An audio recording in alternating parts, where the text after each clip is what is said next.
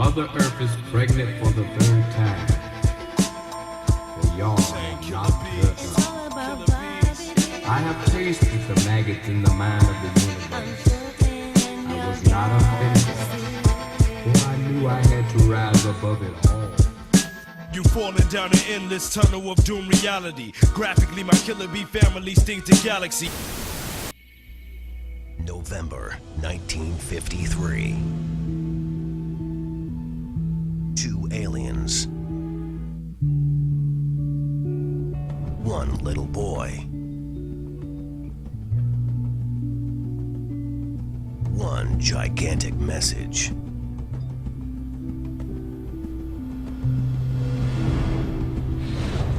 Riley Martin.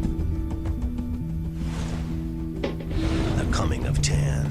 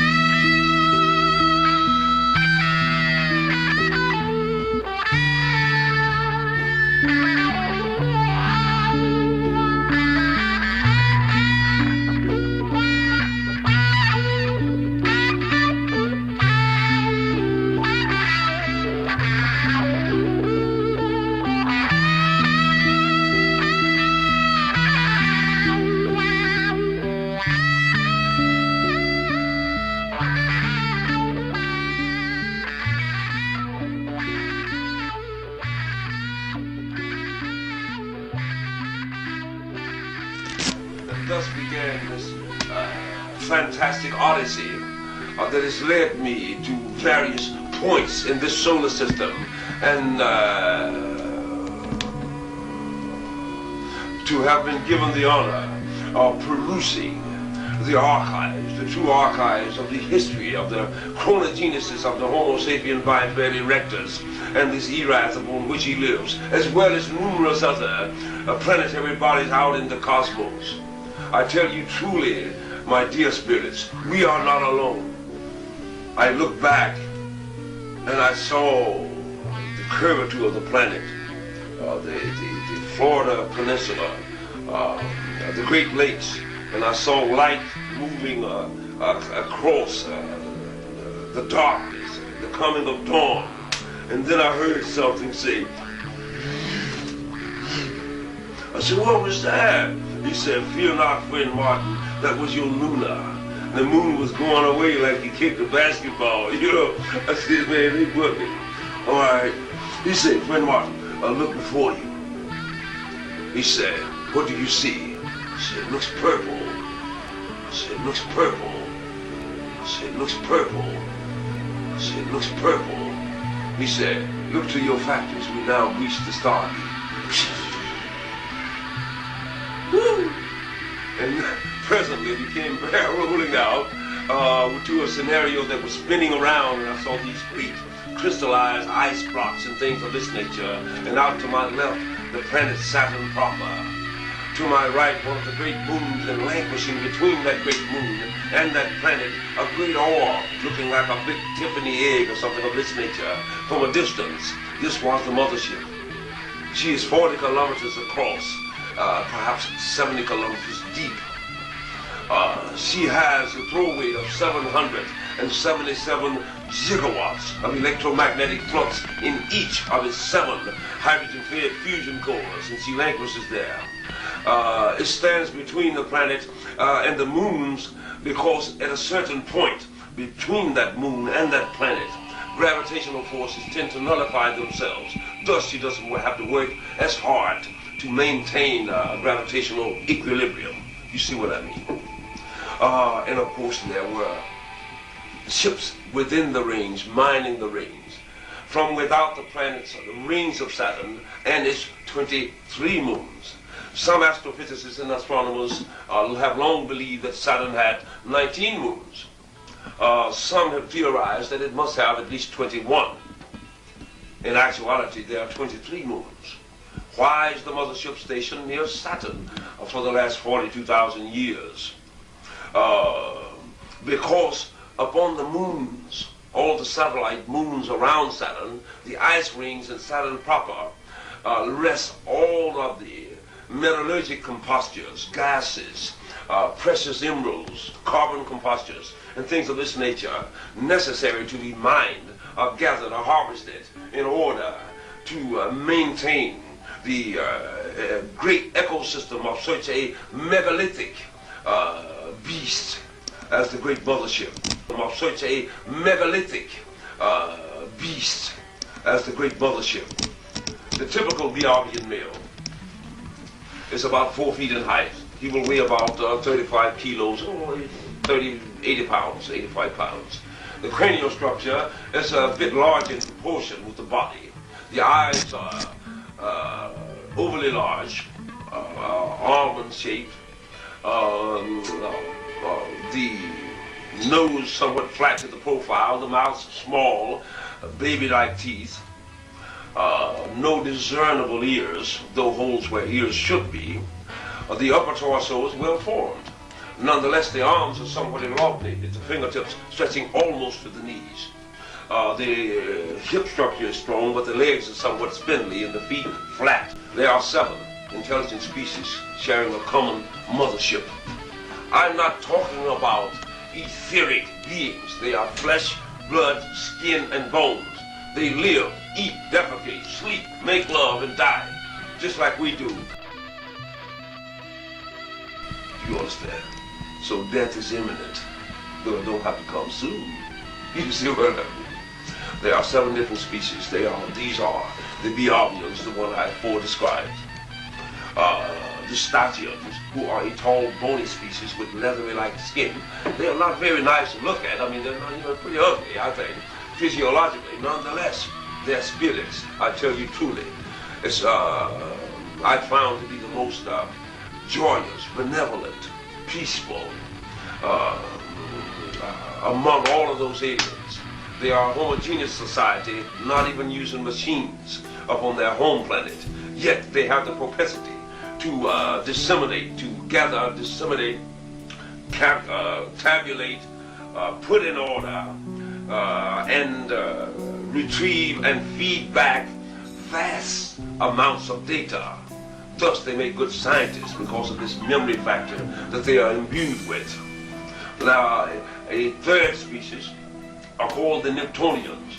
The Neptunians are generally wide in body and kind of set low. And even aboard the great mothership, they will wear life support systems because they must live in an atmosphere that is always 100% humidity saturated with moisture. In essence, if you were on the planet Neptune, you would actually drown walking on land because of the moisture in the air. They are from a high gravity water planet. I suspect that these were the Nemons, which were written of on the papyrus by the ancient Dogon that came to visit them. I know that they introduced the dolphin to this planet, just as the Bab-Ilus introduced the grain wheat to this planet. It is not a native of this earth, you know. And I explain this technology, which is why at your nearest opportunity, you got to get this book. Another species are called the Screed. And the Screed are the only known high-tech insectilian intelligence that even the Bab-Ilus know about. But they are, you see, cognizance can be, or may be, will be given unto all evolving species of creatures, should they survive the many ages and millennia and periods of their evolution and what have you. Now, they may not all build spaceships and what have you. Nonetheless, they will ultimately understand the concept of mathematics, quantum physics and inertia.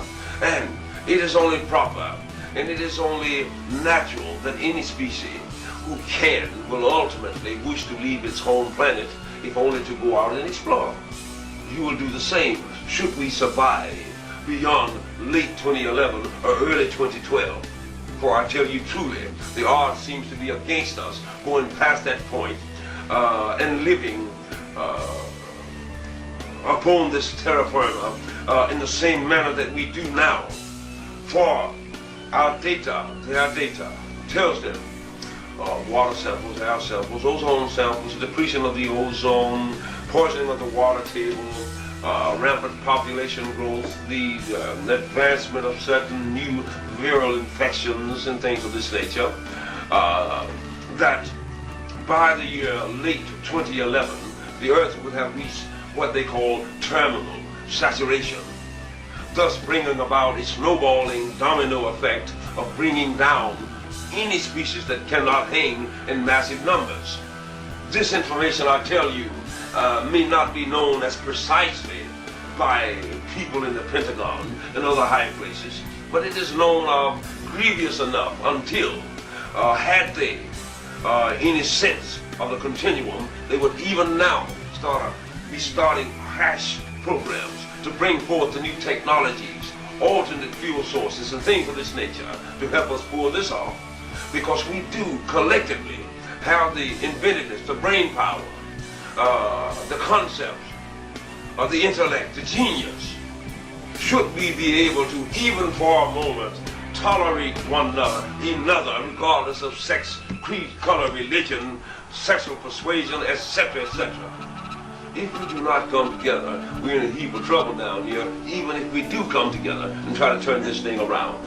There are certain among us, since 95% of the world's resources is held by 1% of the people, this 1% has opted, instead of using the financial outlay to clean rivers, to instead bury a lot of bottled water, build their own biospheres and even space stations and underground subterranean island hideaways and things of this nature. Apparently they have decided that if necessary we can sacrifice about 95 out of every 100 humans, and the other 5% can replenish the earth enough to be servants or whatever. So thereby it's cheaper to, let them bug out. I know who they are, where they are, their installations and things of this nature. It will not work. The only thing that will work is if we come to our senses and start doing the right thing. I said, they're teaching that God wants all the righteous people, and they're teaching that the devil wants all the unrighteous ones. But they can't get in my band that way. Yo, that's right. That was a fat video you just saw right there. Now you back on the airways with the great Bobby Digital, coming with the strongest signals of digital you ever heard right here. I'm trying to put y'all in tune with the digital signal. You see, man is like an antenna, We walk on too much concrete to be grounded. So we have to take our shoes off sometimes and walk on a flat earth and feel the magnetism of the earth atmosphere inside your own atmosphere. And Bobby Digital is bringing that digital signal to you. Right now you get most of your signals from your radio and from your TV, and program you to be like robots. You walk around on some boop, boop, boop, boop. Well, I got to come through. Now, right here, you're going to get digitized. And the digital signal will enter you. And the Wu-Tang Saga will continue through your bloodstream. And you will be free. You shall be free to travel the digital stargate and blast into the future with the Wu-Tang Empire. Can you understand? Can you comprehend? Are you analog or are you digital, son? Are you a crab? Are you a derelict? Or are you super high-tech, cyberkinetic, genetic, blasting through, no synthetics? Let me know, alright? Right here, Music Factory. You falling down an endless tunnel of doom reality. Graphically, my killer bee family stings the galaxy. Insanity, titanium stomach devouring Guinness. My flesh is solid stone despite my outer appearance. Still disease, kill viruses, planets and racial creatures. Made MCs sprout tumors so bad, lost facial features.